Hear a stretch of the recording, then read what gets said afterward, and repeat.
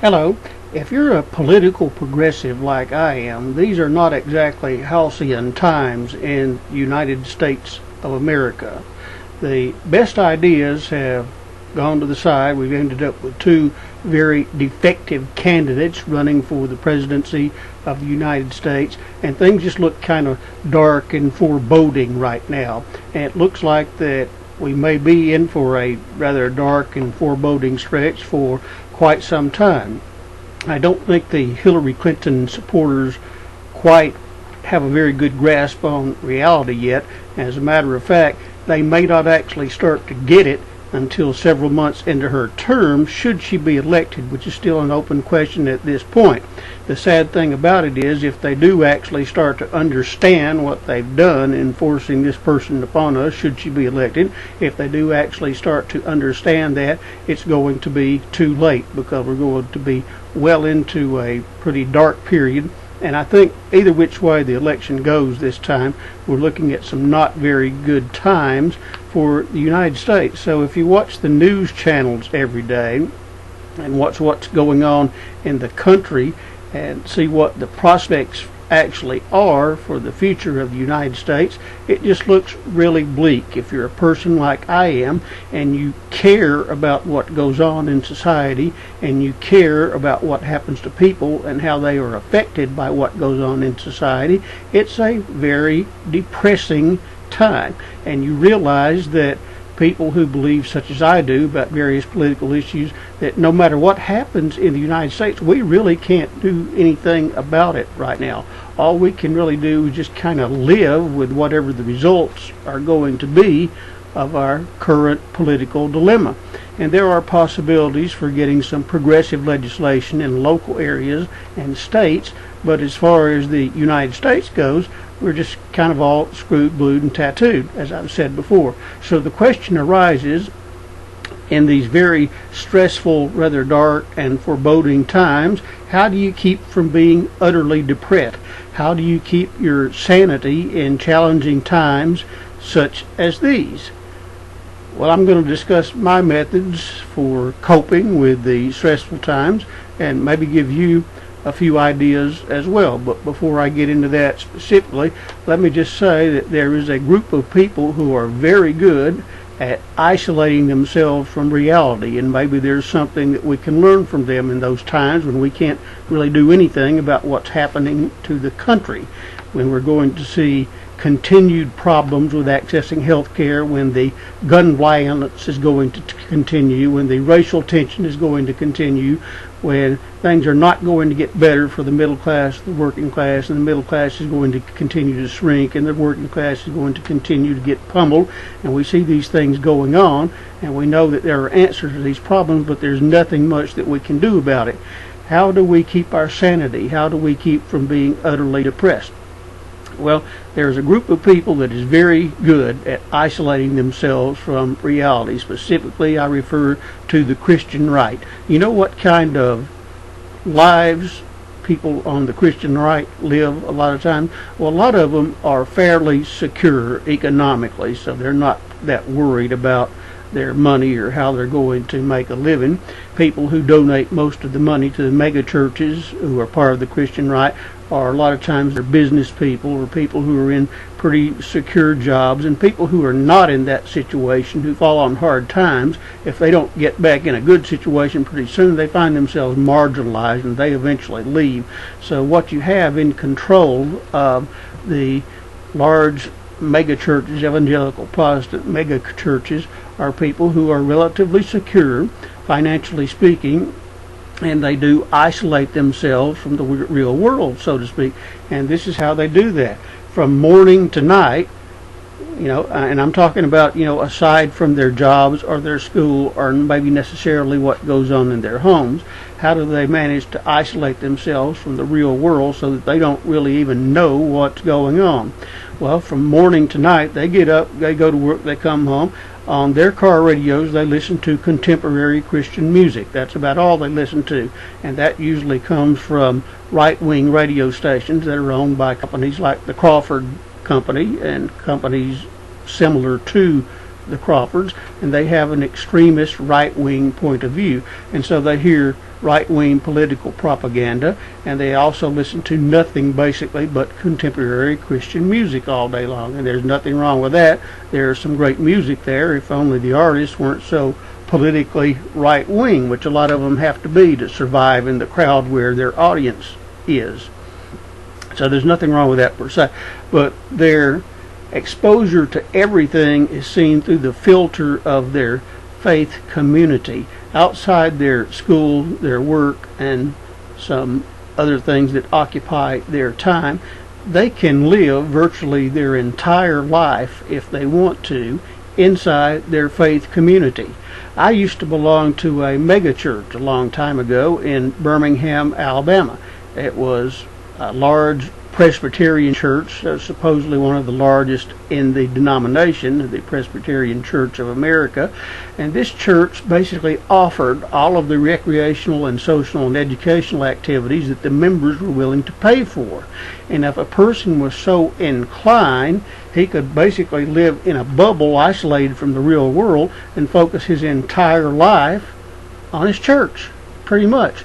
And a lot of these people do, because there are notions about hyperactive Christians who, if you want to really be a good Christian, you got to be super active in the church. And that means being involved in committees, it means being involved in this ministry, being involved in that ministry, be involved in the other thing. Some of them are even specific about how many ministries that you need to be involved in. And the pastor of this particular church liked to say that everybody in the church, in addition to being at church on Sunday morning and in being involved in multiple groups, that they should all be involved in at least 2 small groups. They should belong one, and they should start one of their own. So that takes up at least 3 days of the week. And people on the Christian right are basically able to just drift through life in this bubble, with their entire life centered on their church and their news being filtered through Fox News and some sources like that. And so they don't really know what goes on in the real world. There are some of us who do know what goes on in the real world, in American society, but the way the political fortunes have gone in 2016, we realize that we are now completely helpless to do anything about it.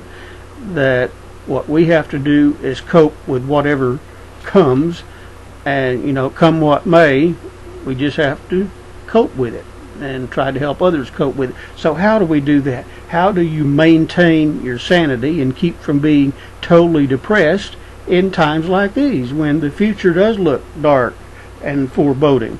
Well, the Rio Olympics were not that long ago, and saw some of the best athletes in the world competing in various sports. And you know what it takes to get to the Olympics? It takes an unbelievable amount of focus, an unbelievable amount of dedication.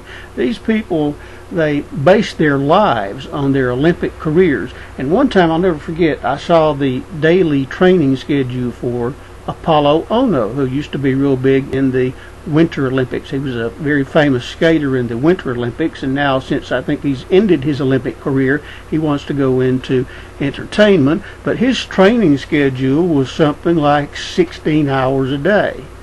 So he had this goal, and his entire focus, his entire life was centered on that goal.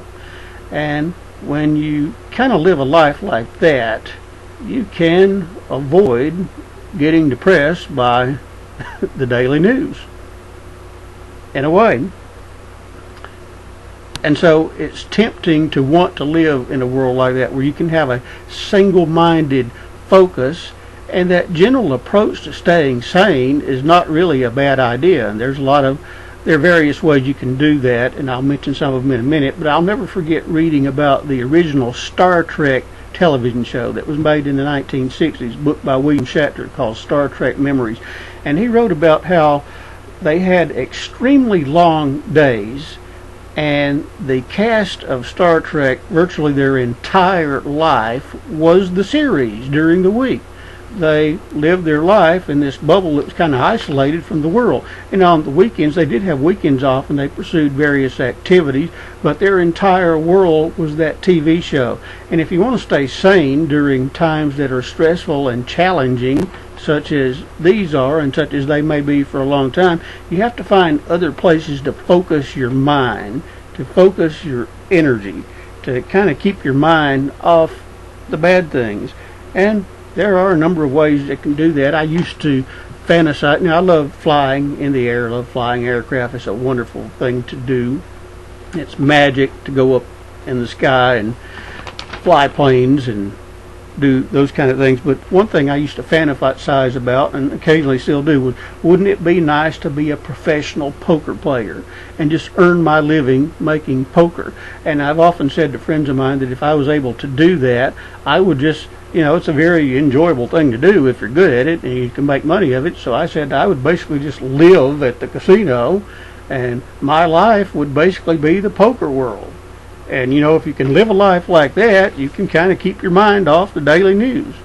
And it's sad that we have to figure out ways to avoid being depressed by reality of society and avoid being depressed by the news, but that is the situation that we find ourselves in. And maybe a lot of people, maybe in their work, they don't have the time that I do to get on the internet and to keep up with what's actually going on to the extent that I do. But I do find it very depressing, and I need other things to focus on. So to keep your sanity, you just have to find other places to focus your mind. And there are different ways to do that. If a person becomes a professional poker player, he's certainly got a special world that he can live in that's kind of all his own. Martial arts is something that people can get involved in. It takes a tremendous amount of commitment and hard work and focus, and to get really good at it, you're going to want to practice maybe at least 2 or 3 times a week. And that experience, especially if you want to be a competitor, kind of gets you in a community, a subculture, where a lot of these people who compete against each other, and you actually see them fighting in the ring in mixed martial arts, a lot of those people are actually good friends. They're part of the same community, they have the same interests, and so that's a constructive way that you can focus your attention and you can focus your energy. I think it's going to be very important in the future that people who have any kind of arable land, just small spaces or even bigger spaces, I think it's going to be very important that people start trying to grow as much as they can of their own produce, their own vegetables, and become vegetable gardeners. And you can make a very time-consuming habit out of, or hobby out of just growing your own food. And if you want to, you could also become a little bit of a landscape artist and do decorative gardens as well. That's a very constructive place to focus your mind.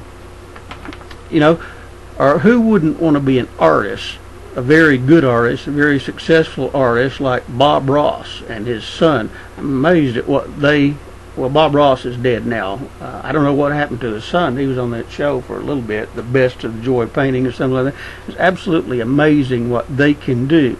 So, there are possibilities for finding yourself an avocation in addition to whatever your vocation is, and focusing some positive energy there and accomplishing whatever it is that you want to accomplish. Or you could become a music student.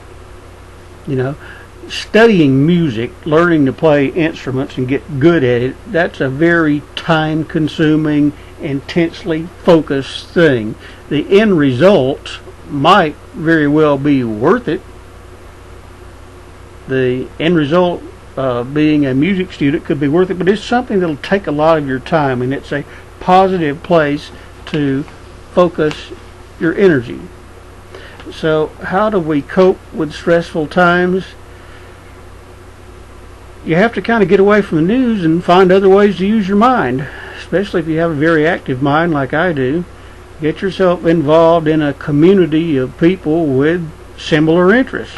Martial arts, gardening, art, music. There are various things that you can do. There are all kinds of interests that you can get involved in that can be productive for you and that can be a positive way to use your mind and a positive way to use your energy. And your involvement in these groups and subcultures can help keep you sane in a society where the world just kind of going to hell. And maybe someday the time will come when we can do some things politically to help the United States, but for now We just have to live the best lives that we can. We have to find productive ways that we can use our energy, productive ways that we can use our mind, and that can be artistic expression. That can be possibly being a professional poker player. It could be a gardener, becoming a landscape artist. There are a number of things you can do. But whatever you do with your life, however you choose to occupy your time, remember this. It's very possible that there could be extremely hard times ahead for a lot of people in the next few years. We're all just kind of being swept up in the tide of history, and we have these huge macro level changes that we can't do anything about, and it looks like we're going to have in the United States a very corrupt and possibly incompetent government. Isn't that great when the main choices you have are between totally corrupt and totally incompetent, because that appears to be the choices that exist in 2016. You've got one side that would just be probably totally incompetent and not have a clue what they're doing, and the other side is just totally corrupt, and so it doesn't come out good no matter what. Well, the result of that could be that you see people fall on some very hard times in the future despite their own best efforts, because that does happen. When you have a bad economy, you have well-qualified people who can't find full-time work or can't find enough part-time work, and they just struggle from day to day, from week to week. And here's what you have to do in that situation. To the degree that you've been given good gifts, material speaking, or had opportunities to have good jobs and earn decent living and things like that, when you have people in your life, you know people who are suffering through hard times, share what you got, monetarily, materially. Do what you can to help people who are less fortunate than yourself. Did you know that's the way a lot of people survived the Great Recession and the aftermath? Because in the United States we do not have a very strong social safety net, and much less help is available than most people actually think is available.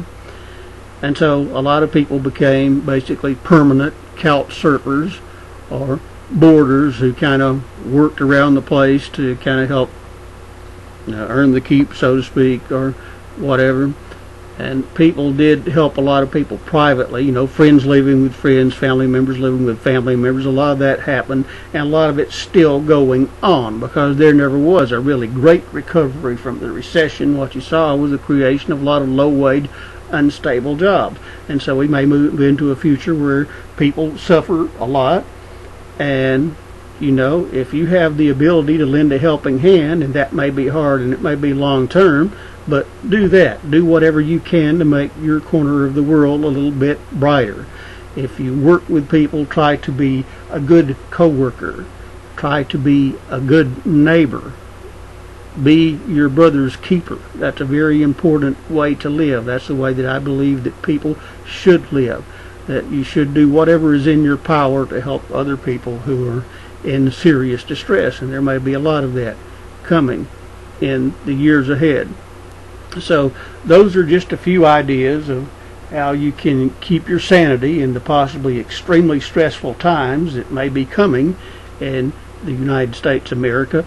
And all I can say is God help us all, and good luck to us all, because we're probably going to need it.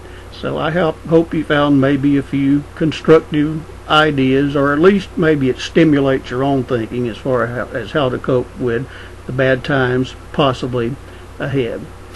Thank you for your time, and good luck.